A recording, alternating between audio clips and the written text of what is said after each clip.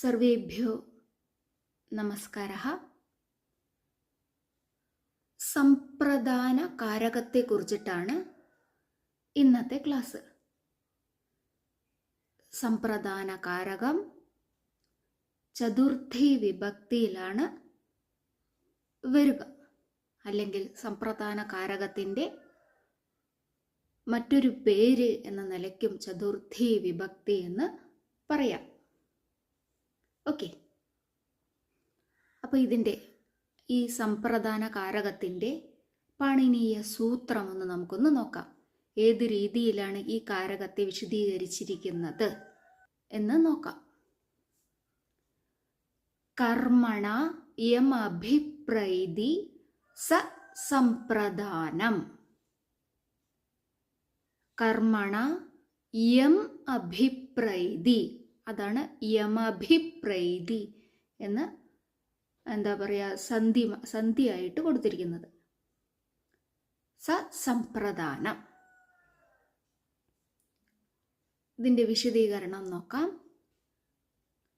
ദാനസ്യ കർമ്മണ യമഭിപ്രൈതി സഹ സമ്പ്രദാന സംജ്ഞഃ സ്യാദ്. ദാനസ്യ കർമ്മണ, ദാനത്തിൻ്റെ കർമ്മം കൊണ്ട്, കർത്താവ്, കർത്താവ് എന്ന പദം ഈ വിശദീകരണത്തിൽ ഇല്ല. കർത്താവ് ആരെയാണോ ബന്ധിപ്പിക്കുന്നത് അല്ലെങ്കിൽ സൂചിപ്പിക്കുന്നത്, വിരൽ ചൂണ്ടുന്നത്, അത് സമ്പ്രദാന സംജ്ഞയിലേക്കായിരിക്കും. ഓക്കെ, ദാനത്തിൻ്റെ കർമ്മം കൊണ്ട് കർത്താവ് ആരെയാണോ ബന്ധിപ്പിക്കുവാൻ ഉദ്ദേശിക്കുന്നത് അത് സമ്പ്രദാന സംജ്ഞ എന്ന പേരിൽ അറിയപ്പെടുന്നു, അല്ലെങ്കിൽ ആ പദം, ആ വ്യക്തി സമ്പ്രദാന സംജ്ഞ എന്ന പേരിൽ അറിയപ്പെടുന്നു. ഓക്കെ, ഇനി നമുക്ക് ഉദാഹരണം നോക്കാം. ഓക്കെ, അധ്യാപകഃ ഛാത്രായ ലേഖനീം ദദാതി. അധ്യാപകൻ വിദ്യാർത്ഥിക്കു വേണ്ടി പേനയെ കൊടുക്കുന്നു.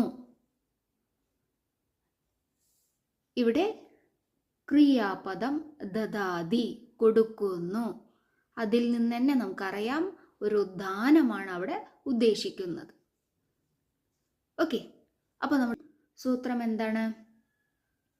ദാനസ്യ കർമ്മണ. ഇവിടെ ദദാതി, ദാനം കരോതി എന്നാണ് ദദാതി എന്നായിരിക്കുന്നത്.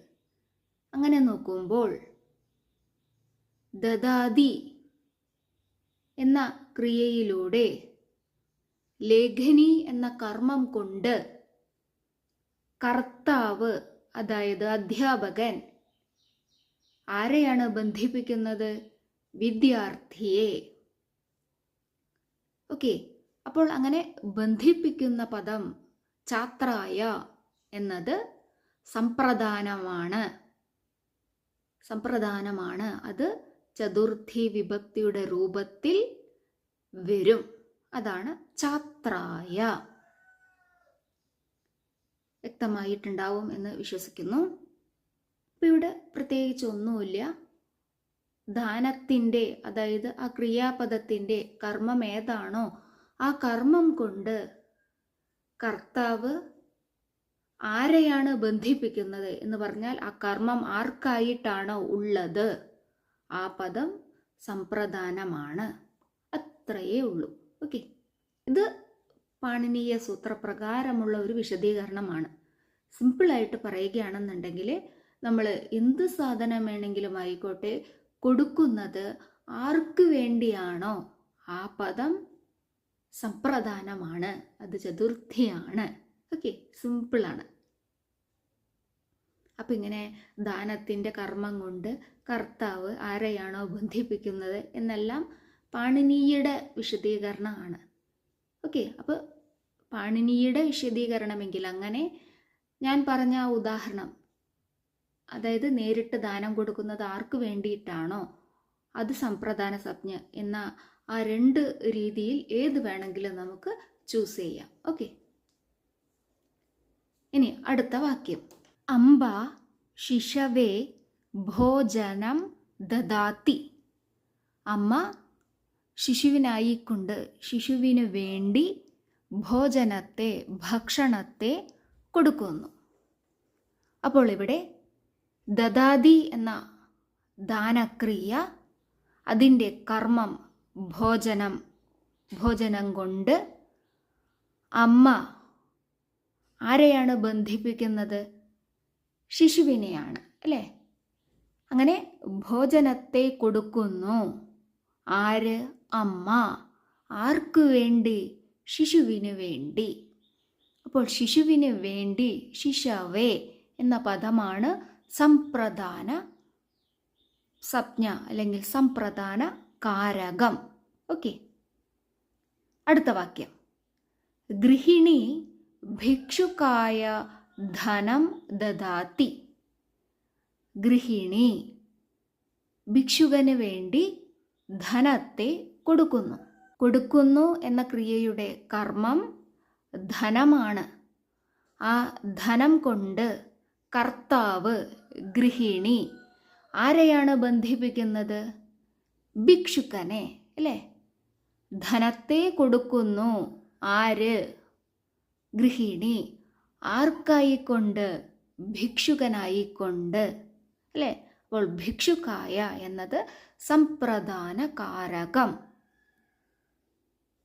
ഓക്കെ, ഇനി അടുത്തത്. ആപ്പണീകഃ ഗ്രാഹകായ വസ്തൂനി ദദാതി. ആപ്പണീകഃ എന്ന് പറഞ്ഞാൽ കടക്കാരൻ. ഗ്രാഹകായ ഗ്രാഹകനു വേണ്ടി വസ്തുക്കളെ കൊടുക്കുന്നു. ഇവിടെ കൊടുക്കുന്നു എന്ന ക്രിയയുണ്ട്. എന്തിനെ കൊടുക്കുന്നു? വസ്തുക്കളെ കൊടുക്കുന്നു, അല്ലേ? അങ്ങനെ ദാനം എന്ന ക്രിയയുടെ കർമ്മമായ വസ്തുക്കളെ കൊണ്ട് കർത്താവ് ആപ്പണീകഃ ബന്ധിപ്പിക്കുന്നത് ആരെയാണ്? ഗ്രാഹകനെയാണ്, അല്ലേ? അപ്പോൾ ഗ്രാഹകായ എന്ന പദം സംപ്രദാന കാരകമാണ്. അത് ചതുർത്ഥിയാണ്. അപ്പോൾ അങ്ങനെ ചതുർത്ഥി വിഭക്തിയുടെ ശബ്ദരൂപമാണ് ഗ്രാഹകായ എന്ന്. ഓക്കെ, അപ്പോൾ ഈ സംപ്രദാന കാരകം വരുമ്പോഴും അതുപോലെ തന്നെ ചതുർത്ഥി വിഭക്തി രണ്ടും ഒന്ന് തന്നെയാണ്. ഇങ്ങനെ വരുമ്പോൾ നമ്മുടെ അതിൻ്റെ ശബ്ദരൂപം എങ്ങനെ വരും എന്ന് അറിയണമെങ്കിൽ ശബ്ദരൂപങ്ങൾ നമ്മൾ പഠിക്കണം. അകാരാന്തത്തിൻ്റെ, ആകാരാന്തത്തിൻ്റെ, ഇകാരാന്തത്തിൻ്റെ, ഈകാരാന്തത്തിൻ്റെ, അതുപോലെ എല്ലാ സ്വരാക്ഷരങ്ങളുടെയും വ്യഞ്ജനാക്ഷരങ്ങളുടെയും എല്ലാം ശബ്ദരൂപങ്ങൾ നമുക്ക് ഈ ചതുർത്ഥി വിഭക്തിയുടെ ഭാഗങ്ങൾ വരുന്ന സമയത്ത് ഉപയോഗിക്കണമെങ്കിൽ ആ ശബ്ദരൂപങ്ങൾ കൂടി നമുക്ക് അറിയേണ്ടതായിട്ടുണ്ട്. ഓക്കെ, അപ്പോൾ അതുകൂടി പഠിച്ചാൽ മാത്രമേ നമുക്ക് ഈ ചതുർത്ഥി വിഭക്തി ഉപയോഗിക്കേണ്ടത് അർത്ഥമനുസരിച്ചിട്ട് നമുക്ക് അറിയുകയുള്ളൂ. ഓക്കെ, അടുത്ത വാക്യം. മാതാ രജകായ വസ്ത്രം ദദാതി. അമ്മ രജകന് വേണ്ടി വസ്ത്രത്തെ കൊടുക്കുന്നു. അപ്പോൾ ഇവിടെ ഞാൻ അവിടെ തെറ്റ് എന്നിട്ടിട്ടുണ്ട്. എന്തുകൊണ്ടാണ് അവിടെ തെറ്റിടാൻ കാരണം? രജകായ എന്ന് പറഞ്ഞാൽ അലക്കുകാരൻ. അലക്കുകാരൻ എന്ന് പറഞ്ഞാൽ നമ്മുടെ വീട്ടിലെ വസ്ത്രങ്ങളെല്ലാം വെളിയിലുള്ള ഒരു അലക്കുകാരന് എന്ന് പറഞ്ഞാൽ നമുക്ക് മറ്റൊരു പേരുണ്ട്. അപ്പോൾ അവർക്ക് നമ്മൾ അലക്കാൻ വേണ്ടി കൊടുക്കും. എന്നിട്ട് അവർ അലക്കിയിട്ട് തിരിച്ച് കൊണ്ട് തരുമല്ലോ. അപ്പോൾ അങ്ങനെയുള്ള ആൾക്കാരെയാണ് നമ്മൾ രജകഹ എന്ന് പറയുന്നത്. അപ്പോൾ അവിടെ നമ്മൾ ദാനം എന്ന് നമ്മൾ പറയില്ല, അല്ലേ? കൊടുക്കുന്ന വസ്ത്രം തിരിച്ചവർ കൊണ്ട് തരും. അപ്പോൾ അവിടെ ദാനം എന്ന് നമ്മൾ പറയില്ല. അതുകൊണ്ട് ദാനം അല്ലാത്തത് കൊണ്ടാണ് ആ ഒരു വാക്യം രജകായ എന്ന പദം സമ്പ്രദാനമായിട്ട് നമുക്കവിടെ സ്വീകരിക്കാൻ സാധിക്കില്ല. മറിച്ച് ദാനമായിട്ട് കൊടുക്കുകയാണെങ്കിൽ നമുക്കവിടെ രജകായ എന്ന് ഉപയോഗിക്കാം. ഓക്കെ, അപ്പോൾ നമ്മളിവിടെ അലക്കാൻ കൊടുക്കുന്നു, അത് തിരിച്ചു കൊണ്ട് തരുന്നു, അല്ലേ? ദാനമല്ല അത്. അല്ലേ? അപ്പോൾ അതുകൊണ്ട് അവിടെ നമുക്ക് സമ്പ്രദാനം ഉപയോഗിക്കേണ്ട ആവശ്യമില്ല. അപ്പോൾ ദാനം കൊടുക്കുന്ന സ്ഥലത്ത് മാത്രമേ സമ്പ്രദാന കാരകത്തിൻ്റെ ആവശ്യം വരുന്നുള്ളൂ. അപ്പോൾ അങ്ങനെ ഒരു അർത്ഥം നോക്കുന്ന സമയത്ത് ഈ രജകായ വസ്ത്രം ദദാതി എന്ന് പറയുമ്പോൾ ഈ ഒരു അർത്ഥത്തിലാണെങ്കിൽ നമുക്കവിടെ ചതുർത്ഥി സമ്പ്രദാന കാരകം ഉപയോഗിക്കുവാൻ സാധ്യമല്ല. മറിച്ച് അവിടെ ഷഷ്ടിയാണ് വരേണ്ടത്. മാതാ രജകസ്യ വസ്ത്രം ദദാതി, രജകനെ വസ്ത്രത്തെ കൊടുക്കുന്നു. അങ്ങനെ പറയുമ്പോൾ അദ്ദേഹം തിരിച്ചത് കൊണ്ടുവരുന്നുണ്ട് എന്നൊരു അർത്ഥത്തിലാണ്. ഓക്കെ, അപ്പോൾ നമുക്ക് ഇവിടെ നിന്ന് മനസ്സിലാകുന്നത് ദാനം ചെയ്യുന്നത് ഒരിക്കലും തിരിച്ച് കിട്ടുന്ന അർത്ഥത്തിൽ ആവരുത്. ആ സന്ദർഭത്തിലാണ് നമ്മൾ ഈ സമ്പ്രദാന സംജ്ഞ ഉപയോഗിക്കുക. ഓക്കെ, ഈ ക്ലാസ് പാണിനിയുടെ സൂത്രവുമായി ബന്ധപ്പെട്ടിട്ടുള്ള ക്ലാസ്സാണ്. ഇതിനേക്കാളും സിമ്പിളായിട്ടുള്ള ക്ലാസ് പണ്ട് ഞാൻ അപ്ലോഡ് ചെയ്തിട്ടുണ്ടായിരുന്നു.